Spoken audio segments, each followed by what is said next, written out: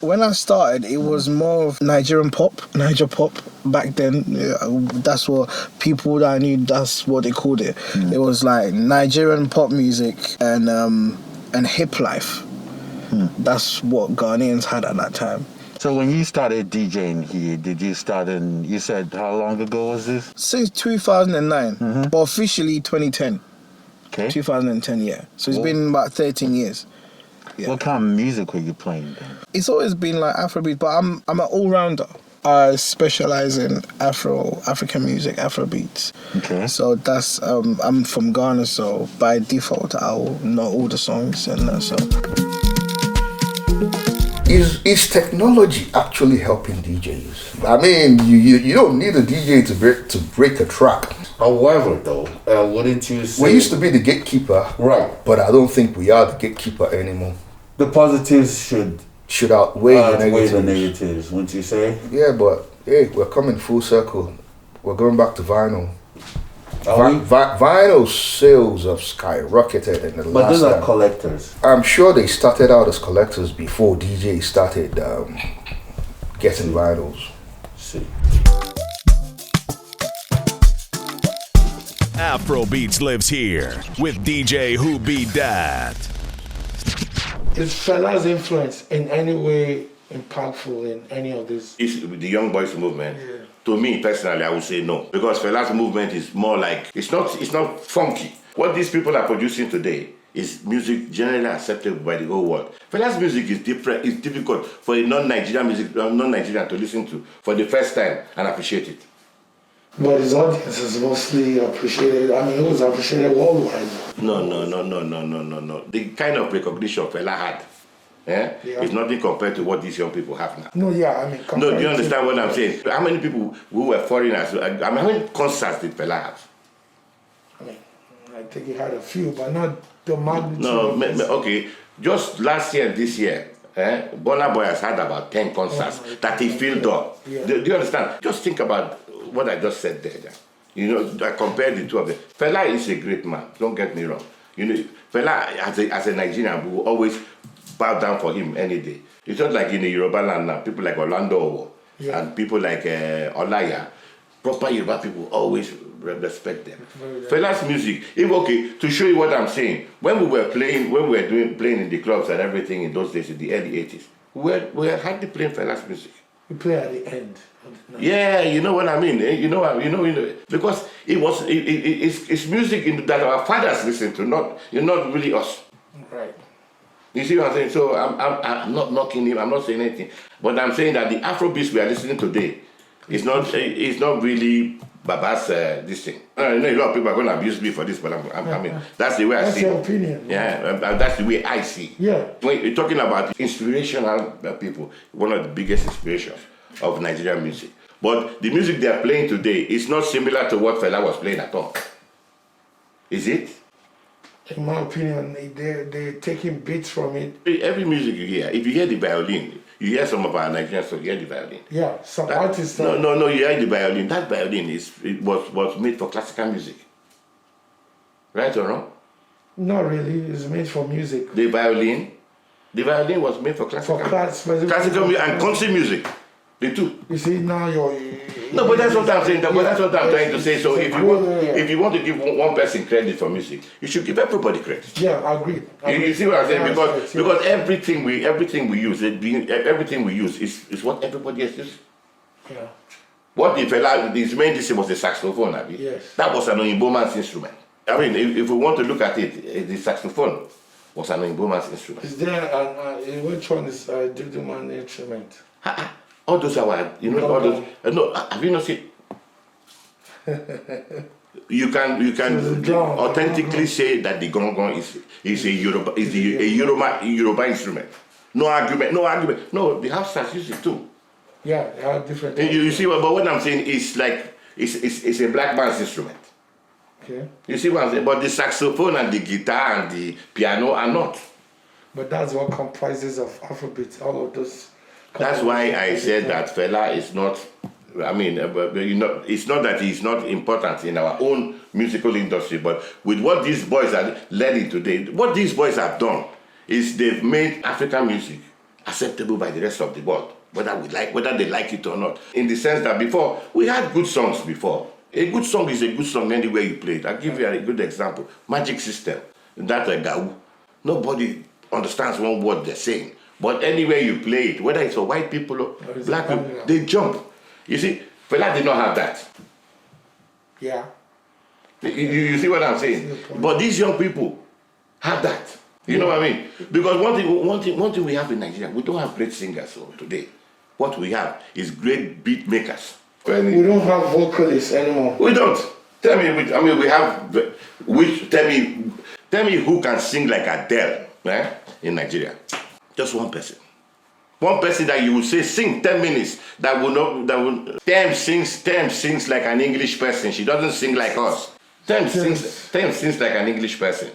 You understand what I'm saying? It's different. It's different. But you said we're talking vocal. Doesn't matter. Yeah, if we're talking vocals, okay, you've called one, thank you, okay, you've proved me wrong. But I'm talking generally. No, I said, okay. Generally, even when the young people go to a lot of these concerts, when they finish, they now say, you know what, it's okay. Most of them can, if you remove the beats and sing an a cappella, that's when you will see what I'm saying. You know what's funny? Portable Baby has said that, come and sing a cappella. Who said that? Portable. Portable is unique. You see what I'm saying? Portable is a sound machine on its own. Yeah. You see what I mean? This is what I'm saying. You don't have to follow the norm to be great. All you need to do is create something that is acceptable. And Portable, whether you like it or not, it's not going anywhere. It might be a lunatic, it might be anything. And where's the other one? There's another one again that came through Ashake. Yeah, you see, the two of them, they might not be singing great, but they have their own style. And you know what? Whether you like it or not, it works for them. If you want to follow the way of, say, X or Y, and you cannot get at least to 80% of what X is doing, then there's a problem. That's why people like me, I respect people like Paul. To me, I'm always... Yeah, you're a big fan of Portable. Big one. The man maybe he has his own problem, but you know what? Musically, his head is full of, ideas. It doesn't matter what you sing. Somebody sings here, most of the time, you don't even understand one word they're singing. Like all those romantic songs from Tanzania and all these places. But the melody catches you, the voice catches you, and you say, wow, what a whole. When you see like most of the artists when they go on stage live and performing, first and foremost what they do now, most of them, they give the mic to the audience. They don't sing. Papa, as a DJ, you're trying to engage. No, I'm not saying you shouldn't engage, but not 50% of the time now, for Christ's sake. People called you to come and sing. If you want to listen to vocals, a concert is not where you're going to go listen to that. Concerts are for you to listen to music. If you're not going there to listen to music, then what's the point of going to a concert? If you say you're going now and then you're going to see maybe, let's say, Lionel Richie singing, then half of the time all you see is the man is either miming or he's giving the mic to the audience. That's not what people came for. Do you understand what I'm saying? Burna Boy sings. You see, this is what I'm saying. What you sing should be like what you've made already. When Burna Boy sings, it's very close to what he records. You see what I'm saying? Some of them, when they sing, and when you listen to the recorded version of what they sang before, the same thing, it doesn't sound at all like the same person is singing. And that's what they need to work on. These people have money. Get a singing coach. They have money. Do you understand? When you have money, you try to improve yourself, right or wrong? If you got a business, you prove it. That's all we need. We're blessed. You know what I like most about the Nigerian man is no matter how much you try to oppress him, he finds a way to get out and find his own way. You see what I'm saying? But when you get out and then you find your own way, make yourself better. Because one thing I've noticed, this is a general concept though, one thing I've noticed with most Nigerians is we are all ready to struggle until another man calls us Oga, then we think we have landed, and then the struggle stops. You now start behaving like a big man. But that's when the work starts. You see what I'm saying? But to them, that's the difference. You know what I'm saying? Like when I saw a lot of young DJs coming out and everything, no disrespect though, and I'm not going to call it name, but you see some people, they come there for the glamour. Yeah. You know what I'm saying? Not the art.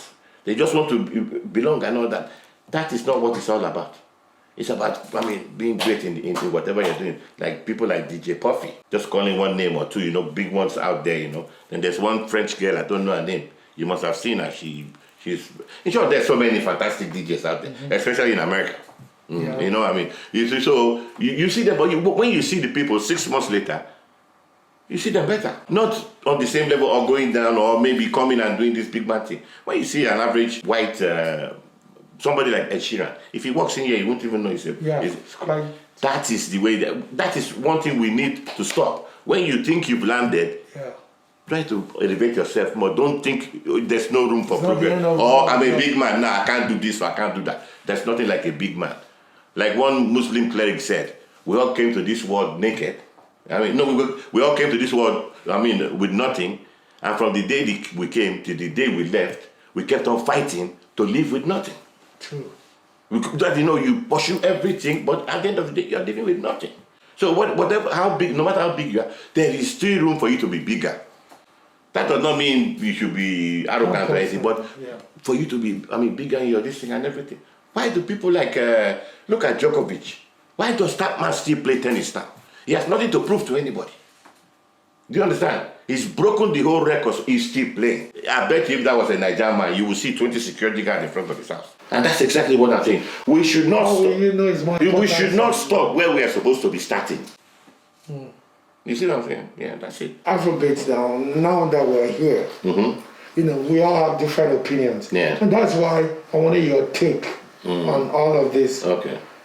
How do we progress from where we are now? Because it looks like we're just flatlining, right? We're just there. Because look at the analysis you just gave for vocals. If you cannot say that there's a couple of more artists that has good vocals, that can perform, then what is the next level? Is it something to... Yeah, another point of correction. Our women sing better than our men in Nigeria. I think that's world. I think I can argue that most women sing better than men. No, our women sing better than men generally. But when you listen to the East African women sing, melodiously, apart from Simi or one other person, many of them cannot match that. But when you hear these people sing, even if you're not looking for a wife, you start looking for one. They sing romantically. They make, even if you don't understand what they're saying, it hits you. You see what I'm saying? That's what I'm saying. It's not just about singing. You know what I mean? Music is spiritual. Everything, nearly every connector of human beings is music related. Most marriages where you see a white man marry a black person, it all started through them maybe meeting in a party or, socializing, and that's it.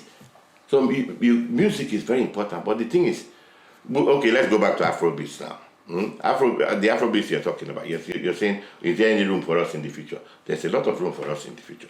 All we need to do is to get people like Burna Boy and all of them, to get academies and things like that, and then start looking for time. To expand, promote. You know what I mean? Because they are blessed, to get to where they are. But you know what? You have to give all of them, I say starting from the bench and Don Jazzy, you should give all of them credit because they started with nothing. You know what I mean? And they just kept on fighting and fighting and fighting to get to where they are.